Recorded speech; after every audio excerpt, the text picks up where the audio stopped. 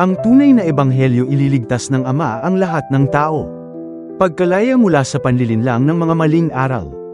Ang kasinungalingan ay patuloy na lumalaganap, maging sa loob ng mga bagay na tinatawag na katotohanan.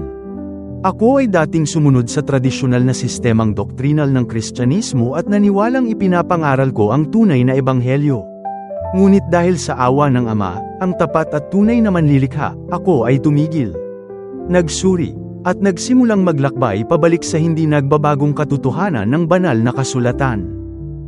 Ang channel na ito ay hindi nilikha upang makipagtalo o umatake, kundi upang ilantad ang mga maling aral at anyayahan ng lahat na bumalik sa mapagmahal at mahabaging Ama, ang tapat, tunay, at nag-iisang manlilikha, at makilala ang kanyang dakila at ganap na plano ng kaligtasan.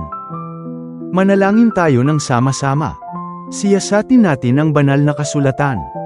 Sama-sama nating tuklasin ang tunay na ebanghelyo, at mapalaya sa katotohanan.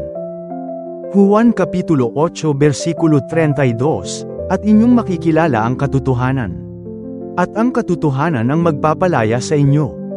At pumasok tayo sa gawain ng pagpapahayag ng tunay na ebanghelyo sa mga huling araw na ito.